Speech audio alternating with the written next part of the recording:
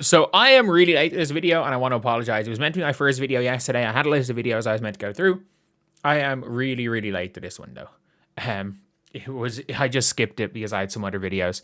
It was supposed to have been the first video that was out yesterday, but we are grading the entire Indiana Fever team for how they played against um the Connecticut Sun. And what I thought was a awkward game. I will say this, it was an awkward game more than I would say a good game. I mean, they had a double digit lead, they couldn't hold on to it, the story of the Fever season, and they executed okay down the stretch, I guess. Sophie Cunningham was exceptional, and yeah, we're going to talk about this game now. So, we're going to be grading players. Mo Billings. I feel like this is the best game Mo Billings has played as a member of the Indiana Fever. And this is a Mo Billings who has really struggled, really struggled so far this year. And I'm gonna be honest, like I wouldn't be the highest on Mo Billings so far, but I have to admit, a really good performance by her, and easily the best performance by her so far in the season. So I will give Mo Billings an A minus. I thought she did a really good job on defense. I thought offensively she was pretty good. She finished pretty well. She ran the floor hard. And look, if you're going to get, when it comes to Mo Billings, even if you're not getting anything else, if she is giving 1,000% effort and running the floor faster than everybody else and creating extra opportunities from offensive boards, look, you can't complain too much about her there, because look, at the end of the day, she that's what you kind of want. That's what you want out of her. So Aaliyah Boston, and not Aaliyah Boston's best game. I have to admit that. Not Aaliyah's best game. Without question, one of Aaliyah's weaker games. Look, it happens. It happens. Like, you're gonna have good games, you're gonna have bad games, and Aaliyah's finishing was all over the place. There were a lot of things with Aaliyah where I'm like, look, you just don't. A lot of poor finishing, a lot of poor, like execution out of the pick and roll until the end of the game, where she became the player that got the ball to Sophie. Like, she had 3 assists to Sophie's shots at the end of the game, which is really important. Again, every single one of them a hockey assist from Caitlin, but it doesn't really matter. Like, that is the advantages of the Caitlin Clark, Aaliyah Boston pick and roll that you have. You're getting they're doubling Caitlin, so then they have to go and double you, or they have to go and swing to get you open. And I feel like she did a really good job on that. All around, I'm going to give her like an A execution in the last 3 minutes of the game, but like I can't give her better. I can't give her more than a I don't know. Can I give her more than a B? Like a B flat? No, I think she executed well down the stretch, and that's going to get you a B. Not going to get you any higher. Kelsey Mitchell. Kelsey Mitchell, again, had one of those games where I'm like, I'm watching this game and you don't look like you're playing well, but I'm looking at the box score and you put up 19 points. She got to the line a good bit, I guess. And I just didn't feel like Kelsey Mitchell had a great game again today. I don't think she had a bad game. And again, when your bad games are 19-point games, you're obviously a serious player. But the problem is that she goes where, like, her whole thing is how many points she scores. Kelsey Mitchell's game, 99% of the time, you can tell whether or not she's played well based on the amount of points she scored. And the amount of points she scored and her field goal percentage. And her field goal percentage wasn't great. But overall, I'll go C plus for Kelsey. Like, if we're holding her to a standard of she's not an all-star level player, she's just a normal player, it's better than C plus.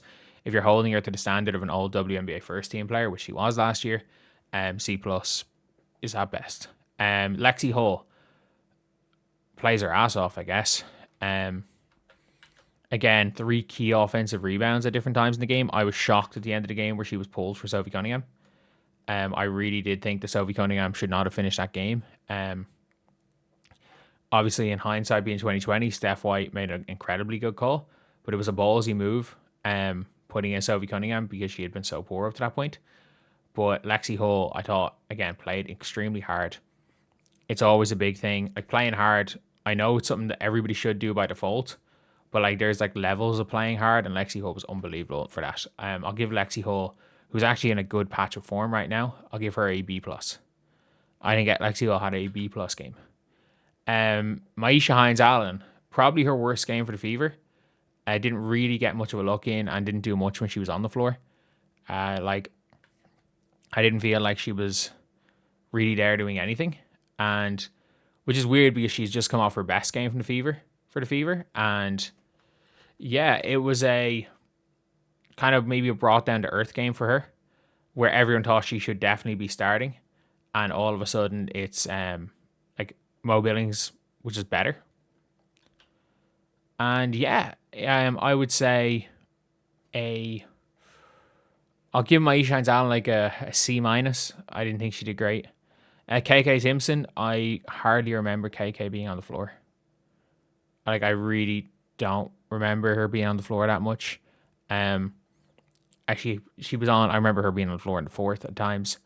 She was kind of the backup, the like for like backup with Mo Billings. She's a good rebounder. She blocks shots, and it's one of those things now where I'm like, it kind of is what it is with Mikayla Timpson. You have to assume she's gonna make 5 to 6 completely boneheaded plays a game. But look, it happens. Sophie Cunningham. So Sophie Cunningham, I would say she had a plus end to the game where she scored 11 straight points. Up to that point, I thought it was one of Sophie's worst games.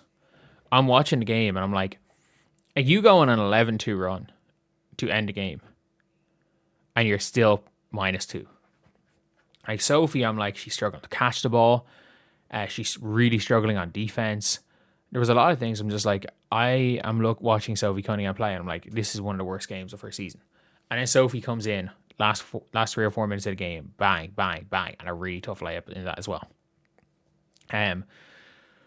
For that reason, we got to go and give Sophie Cunningham an A. I'll give her a straight A. I just realized I didn't even grade Caitlin Clark, but I'll give Sophie Cunningham a straight A. Not going to go A plus because she was terrible till 3 minutes to go. But if you win a game on 11 points straight, you can't get lower than A. Ty Harris, I don't understand why she got put on the fourth, like halfway through the third, for the first time. I don't get it. I'm gonna give Ty Harris like a C because I don't think she did anything wrong. I don't think she did anything right either. That's all I'm gonna say. And Raven Johnson hit a really nice 3 to start the game. Didn't know, like, got an offensive board, didn't notice anything she did wrong, and then never got put back on again. So, like, I'm gonna have to give Raven like a B plus in 3 minutes, maybe a not applicable, because I don't know why she's out of rotation. And last up, Caitlin Clark. Look, one of the 10 best games of Caitlin Clark's career, easily. Look, this game, if the referees didn't screw over Caitlin completely in this game, like, you're looking at a 30-point, 6 or 7 assist game, and we're talking about it as if it's the best game of Caitlin's career, or at least in that conversation. And I think she's had 2 top 10 games of her career back to back for the first time since her rookie year. We've had 2 games in a row where I'm like, yes, this is the best guard in the world. This is the best guard in the world. We've had 2 straight games of that. So yeah, I'll give Caitlin Clark. I'm not going to give her an A plus because there's a different standard when it comes to Caitlin Clark. You're judging Caitlin Clark on an MVP trajectory. You're comparing this game to, I think it's a similar enough level game to, you're comparing this again to like an age of 45, which I'll give that an A plus. Well, for Caitlin Clark, it's really hard to get an A plus.